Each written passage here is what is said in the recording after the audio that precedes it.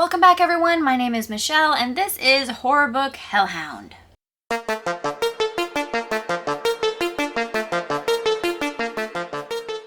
So today we are going to be deep diving back into my horror faves series, okay? So if you remember last year, I only put out one video in this series. I believe it was about psychological horror. And basically what I do is I talk to you guys about my favorite horror novels and movies that fall within a certain subgenre of horror. So I will link the other one down below. I'm pretty sure it was psychological horror. I should be better at remembering things by now, but that's not going to happen. So this episode, we are going to focus mainly on creature features. Yes, my all-time favorite subgenre of horror. And I know a lot of you might be like, what? That's your favorite subgenre? Yes, it is. Also, apologies for my child. He is not in a lazy couch potato mood today, so he'll probably be up and around and all over the fucking place like he does during this video, so I apologize in advance for the noise. So let's get started with the movies and then we will hop over to the books because I actually have a longer movie list than book list for this particular subgenre, although I do have a lot of books in this subgenre of creature feature in my giant cabinet up above the window back there that's on my TBR list. I won't tell you how many because it's quite terrifying if we're just being honest, but anyway, let's dive into the movies. So to start off with, I did want to give an honorary mention to The Mothman Prophecies. It is the 2002 film with, what's his face? It is the 2002 film with Richard Gere. I don't know why this film has such a bad rating on like Rotten Potatoes and stuff. It's like, did I just say Rotten Potatoes? I did. Its Rotten Tomatoes rating is only 52%. So apparently you either love this movie or hate it. I loved it. I think it is a very slow burn. There is a little bit of psychological horror involved as well. But I love slow burn type movies. So I really enjoyed this. This is one of those movies that kind of crosses the lines between different subgenres of horror because you do have a lot of psychological horror going on in the background, but I think ultimately it is a creature feature just because Mothman is, you know, an intricate part of this movie, and Mothman is a cryptid that we all know and love. So next up, I did want to give a mention for Underwater. So this film was actually released, I believe, in 2020. It stars Kristen Stewart and several other really awesome actors and actresses that I don't remember their names, but holy shit, I loved this movie. I fucking loved this movie. This movie was not what I expected at all. I'm not a huge fan of Kristen Stewart. Just not. So I was not expecting to love it as much as I did. Now, I will go ahead and say that the acting bits are not really the focal point of this movie. I would say it is heavily a creature feature survival type movie. Now, this movie definitely hit me in the fear element, right? Because I don't know if I've mentioned it a whole lot on this channel, but I am terribly afraid of deep sea diving and open water and like being underwater without, you know, easy access to oxygen and stuff like that. So this movie definitely fucked with me in a big way. This movie only has 48% on Rotten Tomatoes. I swear to God, I'm gonna start calling it Rotten Potatoes from here on out. It just sounds better. But anyway, it only has 48% on Rotten Tomatoes. So again, either you love it or you hate it. I think that happens a lot with creature features because there's those of us who will just love pretty much any creature feature you throw at us because, hello, we just love creatures. But honestly, I really thought this movie was so much better than I expected. If you go into it with a very low expectation, I think it will blow you away. Definitely some like Cthulhu, H.P. Lovecraft influences on this movie, which I fucking loved. So yeah. Next up on my list is one that is definitely at the very tippity top of my favorite creature features of all time, and that would be The Cursed. I know y'all have heard me talk about this movie so fucking much. Last year, it did come out last year, right? I believe it's Oh, no. It's a 2021 horror film. I keep forgetting we're in 2023 now, and it's really fucking with my head. But anyway, this movie has a 71% rating on Rotten Tomatoes. I think it deserves so much more. The acting is phenomenal. The plot line is top tier. And the use of practical effects in this movie. Be still my heart. Like, everything I've ever wanted. Everything I've ever wanted.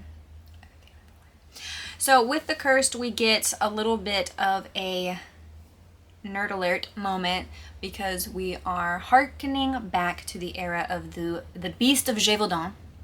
And this is an actual real life event that took place in France around the 19th century, somewhere in there, maybe even earlier than that. But if you've done any research about the Beast of Gévaudan, then you know it has everything to do with werewolves. But this movie I loved so much because it definitely took a different perspective on werewolves in general, how they look, how they function. Is it more of a viral infection instead of just like a curse? Don't get me wrong, curses are involved too. But yeah, I just fucking loved this movie. Everything about it, the atmosphere, the cinematography, the music, the acting, the practical effects. I cannot stop raving about this movie enough. If you haven't given it a shot, I highly encourage you to give it a shot if you love werewolves or just creature features in general. And if you're a nerd like me who has done a lot of research about cryptids, you will enjoy it, I promise. Yet again, I am also going to be raving about a movie you have probably heard me rave about several times, and that is Antlers. So Antlers came out in 2021 as well. I think did Antlers and The Curse come out the same year? I don't know. Antlers has a little bit less of a decent rating at 60% on Rotten Tomatoes. I understand why. Now, don't get me wrong. I love the plot. I love the acting, the cast. Creature feature, amazing. I don't know why I said creature feature. The creature itself was amazing. I love how they didn't do super long shots that require a whole lot of detail of the creature, because I feel like if they had tried to go that route, it would have flopped really bad because they did rely heavily on CGI instead of practical effects like The Cursed did. So, you know, there is that big reveal moment at the end. I think they did a good job. I do think there were several editing bits to this movie that didn't quite make sense and that really bothered me from just that angle. But if you are somewhat obsessed with Native American folklore and the legend of the Wendigo, then you will most definitely find this movie interesting. The one thing I really disliked about this movie, and I think a lot of other people disliked about it as well, is that it had the most amazing opportunity to bring a heavily influenced Native American cast and highlight a lot of Native American culture, folklore, and just bring in some new faces from the Native American community into the acting sphere. Like, you had this huge setup that could have done so much for the Native American community, and yet you literally only had one Native American actor in the entire movie, and that person had a tiny little bit part that wasn't even remotely helpful, if we're just being honest. So that irritated the shit out of me, and I know it irritated the shit out of a lot of people, because when you highlight something from a specific culture, part of their folklore, part of their ancestry, whatever it is, we expect to see those people involved. So the fact that it was, you know, basically an all-white cast, on the one hand, it was kind of funny.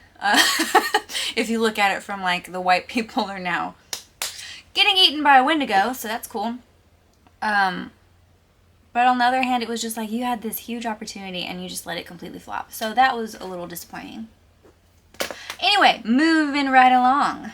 Next up on the creature feature recommendation list is none other than Slender Man. I mean, you can't go wrong with Slendy. I love Slendy so much. He's more of a modern day cryptid, obviously fabricated out of someone's really awesome imagination. But the movie itself came out in 2018. It has a horrible Rotten Tomatoes rating of 8%. So why are you recommending it, Michelle? I don't know.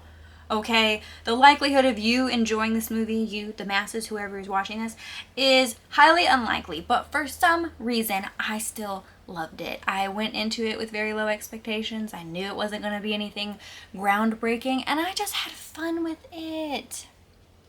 I just thought it was kind of cool. So it is on my list. It is on my list of favorite creature features for me personally. Next up is A Quiet Place and A Quiet Place 2. I believe A Quiet Place, the first one came out in 2018. I think the second one came out in 2020. I basically call these movies John Krasinski's babies because he has, obviously he's the lead actor in the first one. He makes a few appearances in the second one. And I believe he did direct both films, I believe. Yeah, both films.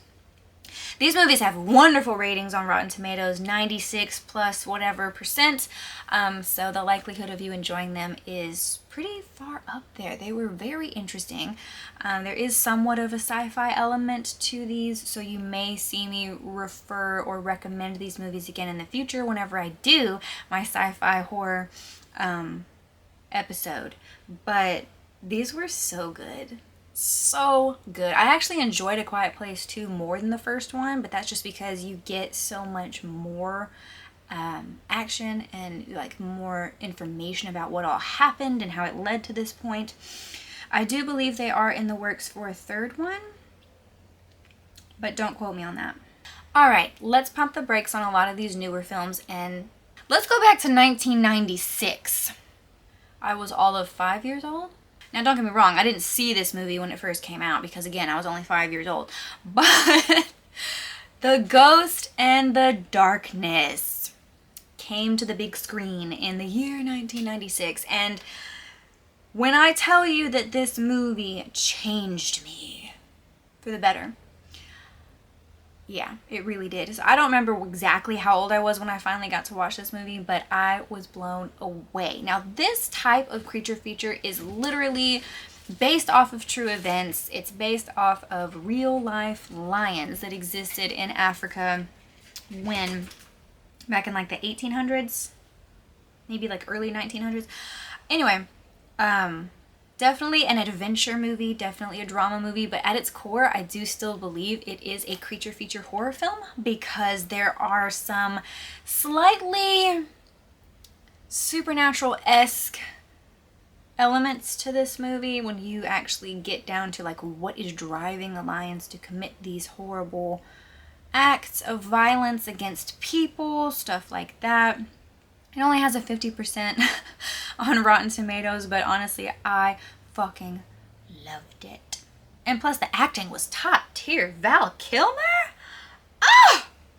And Michael Douglas. Like, come on. In their prime. You had these two. And they were beautiful together on screen. So, yeah. Highly recommend that one if you were into older movies, too. It's not that old. Because if I'm calling it old, then I'm definitely calling myself old. But you know what I mean. Okay, now we're about to talk about my favorite creature feature franchise of all time, which is Jaws. Yes. And if you're one of those people that doesn't believe that movies that incorporate real life animals, like just regular animals, are not considered creature features, then get off my channel. Because what? What are you talking about? The essence of a creature feature is that it is some kind of animalistic, unknown, or known creature that is wreaking havoc on humanity, okay? And Jaws is the perfect example of when shit goes sideways with Mother Nature. So the first Jaws was released in 1975. The first Jaws has a 97% Rotten Tomato rating, which it definitely deserves all the fucking way. I could rewatch the first Jaws probably every day for a solid week and just never get tired of it because it's that fucking good. Directed by Steven Spielberg, of course it's going to be good. But anyway, we have Roy Scheider, Richard Dreyfuss, Robert Shaw, Lorraine Gary, just a wonderful fucking cast. And the movie took the elements from the book that were worth a shit and made it into a beautiful, beautiful cinematic piece of art and took out all the bullshit garbage human drama that the book had that all of us hated. So kudos to you, Steven Spielberg, because you made one of my favorite movies of all time. Of course, there were many sequels. Well, not many. We don't speak of Jaws 3. We act like it doesn't exist. Jaws 2 came out in 1978. I honestly loved Jaws 2 as well. It wasn't quite as good as the first one, but most sequels never are. But yeah, Jaws 3 doesn't exist. And then Jaws the Revenge came out in 1987. And I know a lot of people hate that movie as well. But let me tell you, I loved it a hell of a lot more than Jaws 3. Let's just be real. Another little film that I watched when I was like a preteen or something like that with one of my best friends. I don't know how. I think we honestly rented this movie back in the olden days of actual like movie rental stores. We went in and we found Komodo. Komodo came out in 1999, so I was still pretty young. It has a 52% score rating on Rotten Tomatoes, so I mean it's not that great. I'm just gonna be honest with you. It's definitely one of those like B-level sci-fi type movies, but it has Bella's dad in it. What the fuck is his name? Billy Burke. In his prime. And I don't care what y'all say. That man is attractive as fuck. So yeah, I do actually have it on DVD. I love to watch it every now and then just for nostalgia purposes, but honestly it was really good. And of course it's about Komodo dragons. There are quite a few Komodo dragons in this particular movie, and they are huge.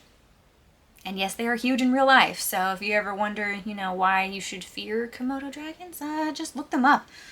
It's kind of like when I first Googled a moose and realized how fucking big they were. Just scary shit. Next up is another franchise that is just so beyond epic, and that is It. Stephen King's It. The first movie, I believe, was released in 1990, something like that. It was actually like a mini series that was compiled into a movie on DVD and stuff like that. Tim Curry was the original Pennywise. Obviously, he has been replaced by Bill Skarsgård in the new It franchise. I love both. I love both. Something about Tim Curry as Pennywise will just haunt me for the rest of my fucking life. But the new It franchise, I just fucking love, dude. Especially with the adult cast. I was so worried about that because, like, we all loved the childhood cast so much. So it was like, how are we gonna do this? And I thought they did such an amazing job. Like, and Bill Skarsgård, oh my god. Perfect fucking choice for Pennywise, if we're just being honest. So, obviously, I'm gonna recommend that. It is one of those movies or franchises and books. Obviously, it was a book first by Stephen King. That crosses a lot of different subgenres of horror, but I usually put it in the creature feature just because what the fuck is it? Is still kind of the question. So yeah, just putting that out there. Next up is another favorite werewolf story of mine, and that is none other than the Wolfman. Now, obviously the Wolfman goes back to the classic horror cinema with Lon Chaney Jr., I believe, was who played the original Wolfman. But in recent years, in 2010, the Wolfman was recreated with the lovely Benicio del Toro, and it had Sir Anthony Hopkins in it, and honestly, that's just my favorite one. I thought they did wonderful work with that movie, and I mean, come on. Like, just come on. Wonderful film if you were into, like, gothic type settings and cinematography and storylines and stuff like that, so you'll definitely dig it. I highly recommend The Wolfman, always. Come on. Next up is the beautiful, the magnetic, the magnificent, I don't know what I'm fucking trying to say right now, Bram Stoker's Dracula. I'm always going to pinpoint this particular Dracula film because I think it is more in line with the actual book, which I love as well. And because of Gary Oldman. Holy fucking shit, was I not expecting that performance from him. Which, I don't know why. Gary Oldman is always like this most underrated actor. He is a chameleon. You can put him in any fucking role and he is going to give you just gold. He's going to shit gold for you on a plate. But yes, this movie was released in 1992, so I was effectively 1 year old. Yay. It has a 77% rating on Rotten Tomatoes. I believe it deserves higher than that, but it is a little wonky. We have the beautiful Winona Ryder in this movie. We have Keanu Reeves. We have Sir Anthony Hopkins. So many wonderful actors. Of course, Gary Oldman takes the cake with this film. But yeah, I will never not recommend Bram Stoker's Dracula, just because, in my particular opinion, it is the best Dracula movie in existence. In my opinion, don't come for me. You know what? Come for me. It's fine. It's fine. I'll fight. I will defend that position. Next up is my actual all-time favorite werewolf movie ever.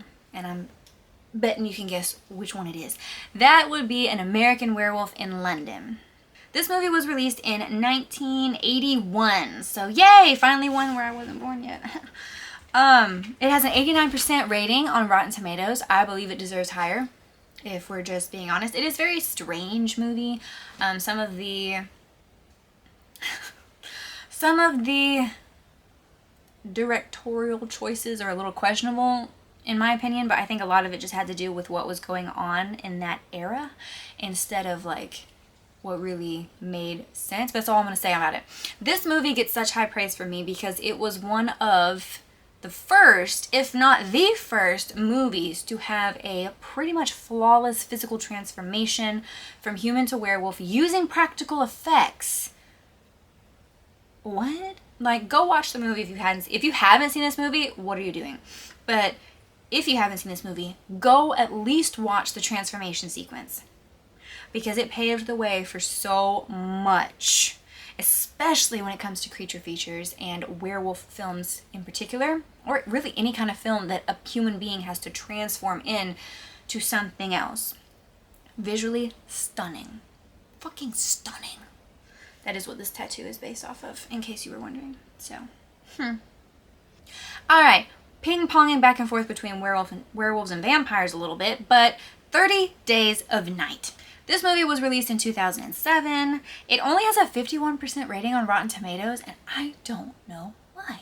This movie has a lot of subgenres to horror as well. We have isolation horror. These people are stuck up in Barrow, Alaska, in the cold, facing the elements, while a group of vampires with shark teeth descend upon them and basically try to kill them all. This movie has Josh Hartnett in it, plus Melissa George, Danny Huston, just several wonderful actors and actresses that made this happen. And originally 30 Days of Night was a graphic novel series. I've read the very first one in the series, and I really feel like they stuck to it pretty well. Josh Hartnett was wonderful in this movie. Oh my god. Oh my god. But yeah, always will recommend 30 Days of Night, especially if you are more into vampires who are actually scary. No offense to the modern vampire. They're just a little too pretty nowadays, if you know what I mean. Next up is a film that I did not know existed up until like a couple of years ago. It came out in 2014 and it is called Clown. Now, this movie only has a 44% Rotten Tomatoes rating.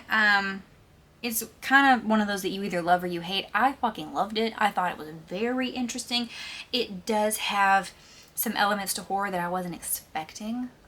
Basically, the storyline goes along along the lines of when you accidentally do some things that cause you to change in certain irrevocable ways. Yeah, this movie was very fucking disturbing. I do consider it a creature feature, but it's more like it's kind of like a werewolf situation where the creature comes from within, more so. I don't know how to even go there. But anyway, moving on to the last video on this list. Okay, the last movie that I have for you for today is Silver Bullet. Now, I believe this book, I believe this movie was also adapted from a Stephen King novel or story or something along that lines, but the movie was released in 1985. It only has a 45% rating on Rotten Tomatoes, which is curious to me. I thought it did so much better than that. It also has some pretty epic transformations. Not as good as An American Werewolf in London, if we're just being honest, but Gary Busey, is that how you say his last name, is in this movie. And I thought he did wonderful. I don't give a fuck what you think. I thought he did great in this film. It was a really good movie. But okay, I am so sorry. I know the movies took up a big portion of today's episode, but now let's get into the books, shall we? Now these are in no particular order. I just kind of stacked them here. I am going to finish off with my favorite creature feature book of all time so far. But first we're going to start with Stolen Tongues by Felix Blackwell. Please do not mind my nails. I know how fucked up they look. So this book was really good. It's not one of my favorites, but to be honest, I haven't really read a lot of creature features. I've watched quite a few movies, as you can tell, that fall into this subgenre, but I haven't really read a lot of books that I really loved that fall into this subgenre. Now, Stolen Tongues was good.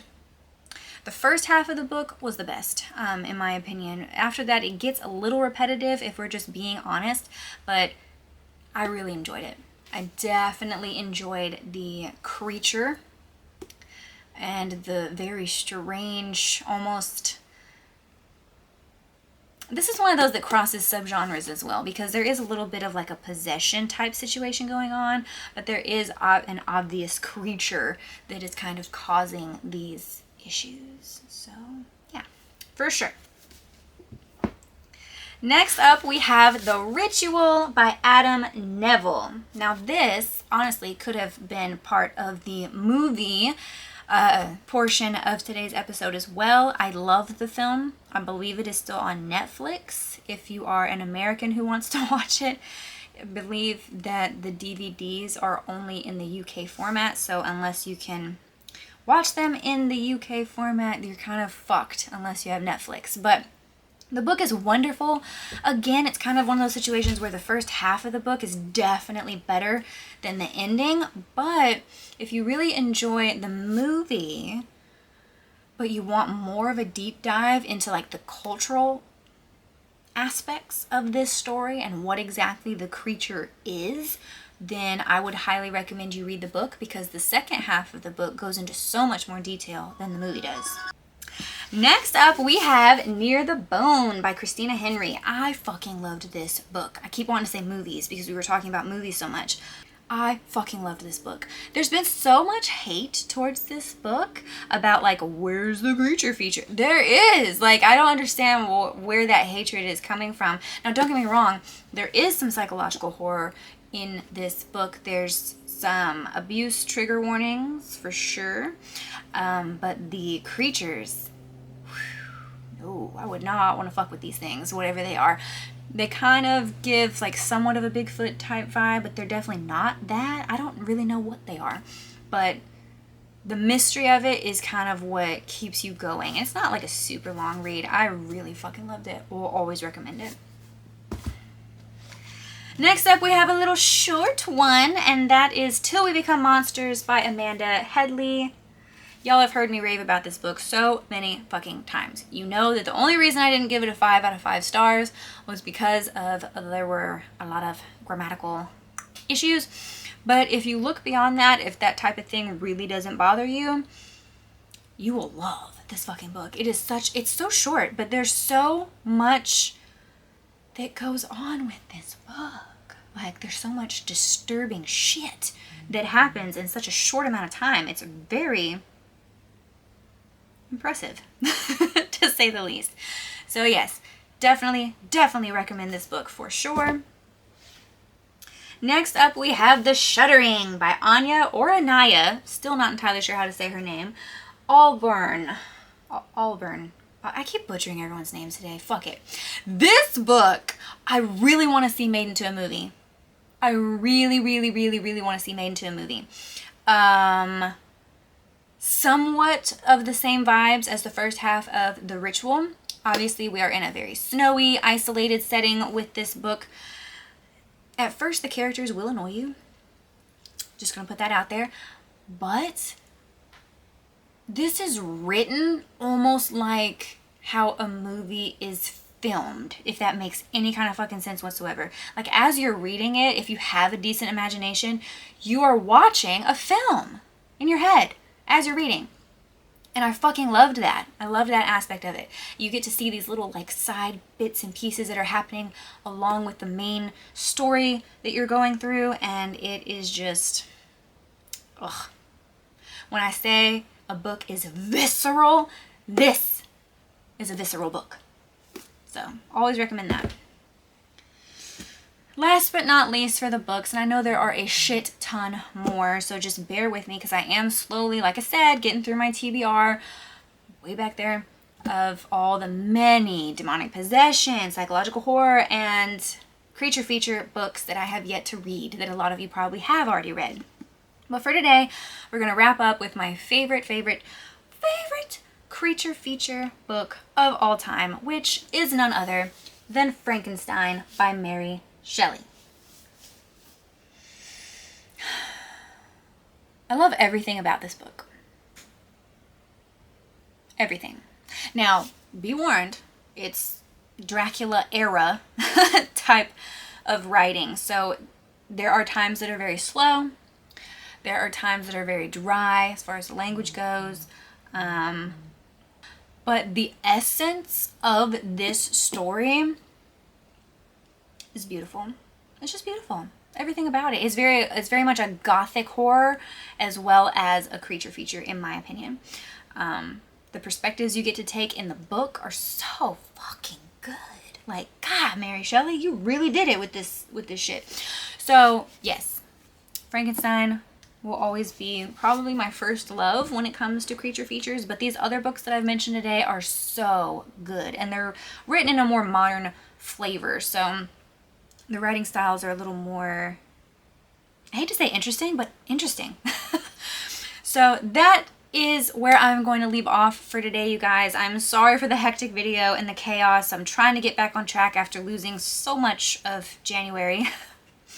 So yeah, here we are. And if you guys have any recommendations for me as far as horror books or movies or even TV shows that include heavy creature feature influences, please leave them down in the comments below. If you enjoyed today's video, please hit that like button, subscribe if you haven't already, and I will see you all in the next video. Peace out, Hell Hounds.